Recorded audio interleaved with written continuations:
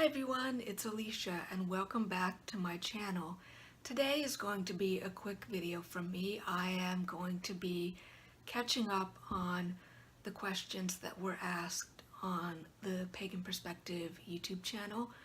So the first question, which was from 2 weeks ago, was asking about what elements do we identify with and how do we incorporate that into our daily lives and practices as pagans.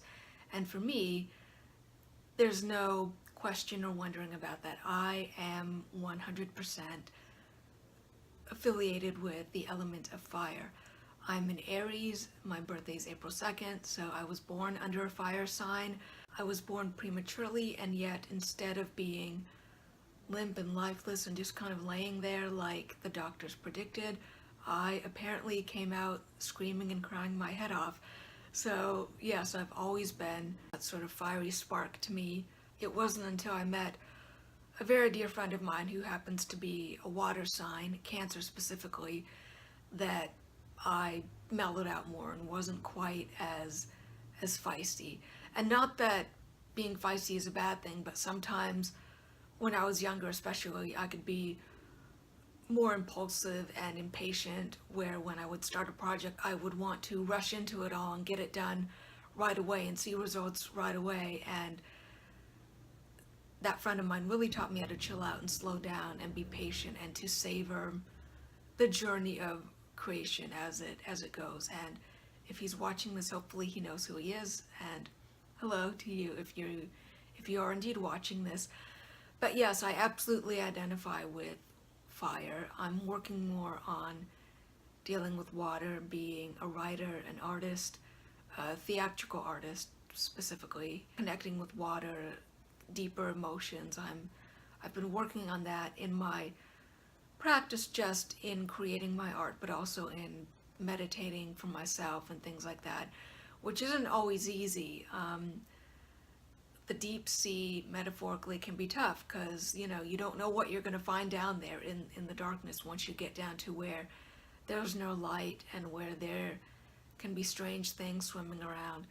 But it's important to acknowledge the stuff that's down there and to dive down there. And so working with deities associated with water, I like to call on Sedna, who is the Inuit goddess of sea creatures, because I find her energy very tough, and she helps you to confront the nitty-gritty with emotions, but she's also understanding in that you created these emotions because she created the sea creatures from her fingers, her hands. And so she helps you understand that, hey, these things are a part of you, and even though they might look frightening, they're not going to harm you intentionally. So even if they look scary, there's nothing to be afraid of. And the other elements, air and earth, I try and work with them too, but I definitely find I'm more connected to fire and water right now, but that might change. I connect to earth when I do grounding meditations and try to ground and be in the present moment, but that's always been difficult for me. I'm one of those people where, coming from a theater background and a background where I would read vivaciously as a kid, I still do, but I've always had the mindset of going into a story, I love to not just enjoy it as it is, as it comes, but I love to pick it apart and to try and to get into the mindset of the characters and the plot and to analyze things. So I've never been one of those people that can just sit and turn off their brain and just enjoy something as superficial entertainment. I mean, I don't want that to come across as like the snotty intellect or somebody who's like, I'm an artist and I don't just take in what's thrown out to the masses. But I mean, I've always been an old soul, and I've never really just gobbled things up at face value. I've always liked to see, well, okay, here's this thing, but what's the story behind the story of it? So living in the present and grounding in that into earth, I've always had trouble with that. That's something I know I need to work on. And then the element of air, which is the mind of the intellect, the intelligence for intelligence sake, the one that can disconnect from emotions and things like that. That is definitely difficult for me because, like I said, I've connected with fire, which is the element of deep passion, maybe even more so than water. Water is the element of emotions that are always sort of there under the surface, sort of just floating around, swirling around. They've always been there. They're primordial emotions, whereas fire is the quick, the spontaneous, the brand new emotions that flare up when you're creating something as an artist, or when you come across something and it really sparks your interest right away and you really get into it and you rush off to go explore it more. So fire is definitely more spontaneous, go get 'em, go rush out into things, those sorts of passions. And air is more go with the flow, because air just goes where it goes, and it can change direction in an instant. And sometimes it's gentle, and sometimes it can whip up a hurricane. And I sort of identify with the quickness of how fast air can change, because fire can do that as well. But as far as connecting with slowing down and going, okay, just being purely analytical, no emotions, no spontaneous passion, I'm not that sort of analytical with stuff. So yeah, as far as what elements, definitely fire and water.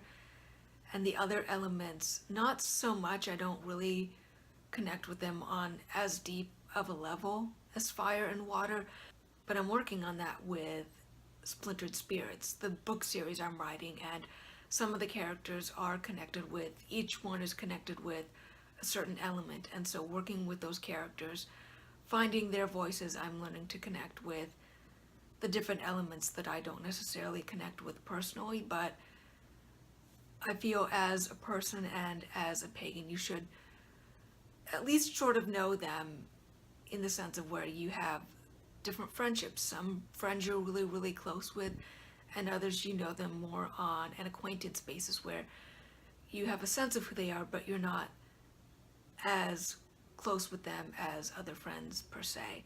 And that's how I feel with certain elements. But that's part of walking your path and being a pagan, and figuring out who and what you connect with as far as your spirit and the elements and things like that. And then the question from last week was, how do you go from being a solitary practitioner in your path to incorporating your family? And I have a short answer with that. I'm very much a solitary practitioner. I sometimes join local pagan groups for certain events, whether it's to meet up for the holidays or just to meet to chat with different circles and things, or classes. But I don't connect. I'm not a part of a coven or anything, and my family knows about my practice, and they will sometimes ask questions, and I'll explain things to them and tell them about my path. But we don't practice together because my family is Christian, and though they incorporate a lot of things that I would consider pagan into their practice, for instance, they work with the elements and meditation and things like that, we don't necessarily practice together as a group. Even though they're interested in my path, we don't really practice together. So I can't really comment on how do you bring in your family, except maybe just explain things to them, like, oh, today's this holiday, or I've been working with this deity lately, and this is what that relationship means to me. So explaining things to them, maybe invite them to, hey, today's a certain holiday and I'm going to be doing XYZ if you want to join in. Maybe let's set something up. But as far as working with family on a regular basis, I can't really comment on that. So that's my answer for that question. I'm a solitary practitioner unless family wants to come in and practice with me. And then the question that was asked this week is about astral projection and lucid dreaming. And astral projection is the idea that part of our soul, our spirit, is on the astral plane, and that it can travel to other places and visit the higher selves of other people, whether it's family members we know. For instance, if you've ever have thought of, well, I've been thinking of this person in my life lately, and then suddenly they call you, or you have a dream about them and then suddenly they call you, or you meet up for lunch or whatever, that can be an indication that maybe their spirit was astral projecting to get in touch with you before you met in the physical sense. So astral projection is the idea basically that you can travel to other realms, connect with other people. And I feel that I've done astral projection in dreams and meditations, but I've done it spontaneously. So it's the sense of, if I'm meditating and suddenly I'll get the sense of, oh, I feel that so and so needs me or wants to talk to me, or I want to talk to them, and I'll just focus on that person and just say, hey, I'm here for you, what do you need from me? And I'll just talk to them in my mind as if I was having a conversation with them. Sometimes I'll even sit an empty chair across from me and talk to them out loud. That's the most that I'll try in it to astral project, but I don't like go all out with astral projecting, because sometimes some people, and especially in the movies, it's portrayed as, oh, you have to set up all these ingredients and at your altar and have like this big showy flashy thing. I just sit down and talk to the person in my mind, and if I feel my spirit going out to them, I just let it go where it goes. And then sure enough, a few days later, or even maybe later that same day, I'll hear from the person in a physical sense. They'll call or text me, or we'll meet up physically, even if they don't bring up, hey, I feel like I heard from you. I'll get the sense of from where the conversation picks up in this world that, yep, they heard me. So that's astral projection, or at least how I work with it right now. And lucid dreaming is the sense of when you're dreaming and you suddenly have the sense that you know that you're dreaming, and because of that you can start to control the dream. You can start to fly, or go and talk to a person, or control the narrative of the dream. And I feel that that's happened to me lots of times in dreams, but it's always spontaneous. I never go to sleep thinking I'm gonna have a lucid dream tonight. It just happens spontaneously. And especially in the sense of when I have dreams that are dreams that I later find are actually past life memories of mine, where I'll be having a dream and it's sometimes I'm who I am in this sense, I'm Alicia, and other times I feel that I feel like I'm a different character, and I'm thinking, oh, this is really interesting, I wonder who this person is. And then as the dream progresses, I think, oh, this is who I was in a past life. And I've, on even rarer occasions, whether it's me myself, who I am right now, or as a past life self, but whoever I am, I'll be interacting with other people in the dream, and they seem like different characters they're different characters, but they're the past life selves. So that it's almost like interacting with characters from a movie, where you feel like you're a character in a movie and there's the other characters around you. I'll be interacting with those different characters, and then suddenly the veil will fall away, or I'll look into their eyes, and people when you encounter someone who is a person from a past life, the eyes are always the same. You can always tell by their eyes if the eyes look familiar to you, and you recognize them as the eyes of someone who you know in this life. That's the indication of this is who this person was in a past life.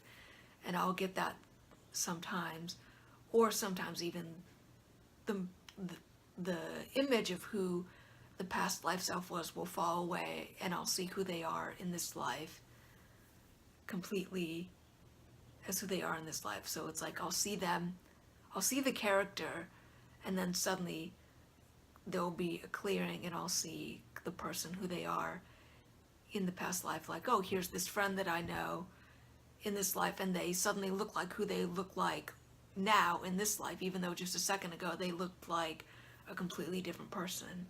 Again, except for the eyes, which always look the same. As far as lucid dreaming goes, it's again always spontaneous for me. I never go to sleep intending to have a lucid dream. It just happens to happen. So yeah, those are my thoughts on the 3 questions that were asked in the past couple weeks. And what are your thoughts on these topics? Let me know in the comments below. Feel free to follow me on all my socials, which are linked below. If you have any further questions about what I covered in these topics, or if my answers prompted more questions for you, let me know. And thank you for watching, and blessed be.